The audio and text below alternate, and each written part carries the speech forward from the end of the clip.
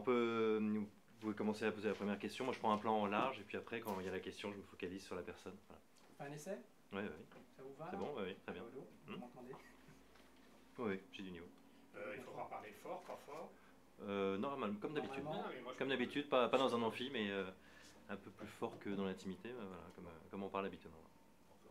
Alors, Tu nous présentes pas du tout, rien du tout, hein, après. Si, peut-être, oui. Direct. Je mettrai un synthé, mais c'est encore mieux. Vous souhaitez que je vous présente? c'est toi qui décides. Ah oui, ça fait c'est plus journalistique. Ah, c'est-à-dire que tu peux quand même dire bonjour à tous, enfin à tous ceux qui sont là. Ouais.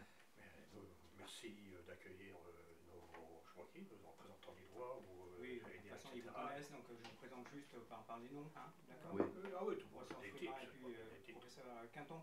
Fantoni. Fantoni, non, ça c'est plus Fantone. important. Fantone. Ah ouais, Hunter, c'est ça. d'accord, quand vous voulez.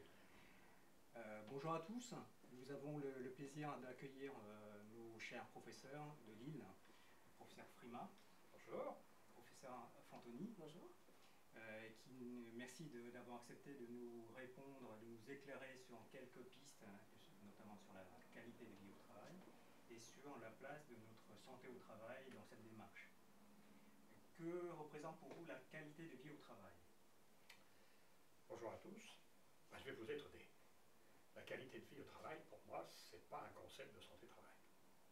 La qualité de vie au travail, c'est, j'allais dire, un raisonnement qui a été mis en place par les partenaires sociaux dans le cadre d'un accord de, j'allais dire, une ANI, comme on dit.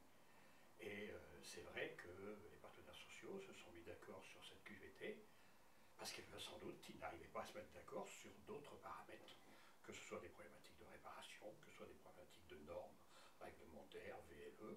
Donc on s'est mis d'accord sur une QVT, qualité de vie au travail. Et comme je le disais dans d'autres réunions, en particulier journée parlementaire, on a eu TMS, on a eu RPS, et maintenant on a QVT. Et puis, on se demande toujours, que fait la santé-travail? Alors que l'approche QVT, son intérêt, c'est que les partenaires se disent, on va effectivement essayer d'approcher ces problématiques de vie au travail, mais essayez de raisonner. On est en service inter-entreprise. Il y a combien d'entreprises de moins de 50 qui sont intéressées par la QVT? J'ose pas dire zéro. La QVT, c'est un concept de grande entreprise. On ne va pas construire une blanchisserie, j'allais dire, pour le personnel. On ne va pas construire, entre guillemets, une crèche. On en a une juste devant nous, ici à Lille. La vraie question de cette QVT, ce qu'il faut retenir, c'est qu'effectivement, on est bien dans une approche globale.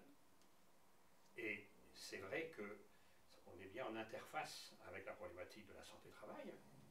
Est-ce que la santé-travail, c'est un concept de 46 au sens réparation du terme? Et là derrière, vous voyez bien que je pose y compris la question de l'aptitude. Ou est-ce que la santé-travail, c'est une prise en charge d'un concept de santé globale du salarié dans une vie professionnelle de 42 ans? Et donc derrière, on rejoint ces problématiques de QVT. Donc il serait logique que les partenaires sociaux, quand ils parlent de QVT, ils s'interpellent sur la santé-travail. Et c'est vrai que nous, en tant qu'acteurs santé-travail, que l'on soit médecin, IPRP, infirmier, assistant, ensemble d'acteurs des services de santé, toute approche santé-travail est une approche QVT. Mais il n'y a pas, j'allais dire, à faire de la QVT. C'est un peu sévère.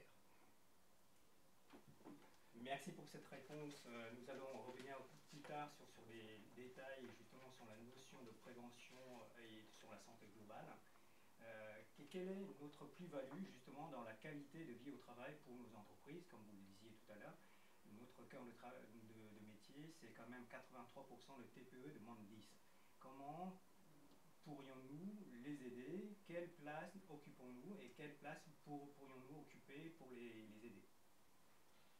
Là, pour moi, c'est la vraie question de la santé-travail à l'heure actuelle. C'est comment répondre aux besoins de santé de l'entreprise, en particulier des TPE et des moins de 10.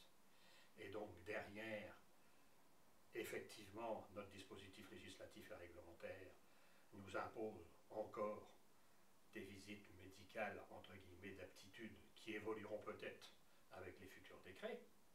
Mais la vraie question pour un employeur, bien sûr qu'il souhaite avoir l'aptitude puisque c'est marqué dans les textes. Mais ce que souhaite l'employeur, c'est effectivement de savoir si les process de fabrication qu'il utilise sont plus ou moins nocifs pour ses salariés. Ce qu'il souhaite, c'est effectivement que son salarié qui a une pathologie puisse être pris en charge comme il le faut, ou éventuellement que son salarié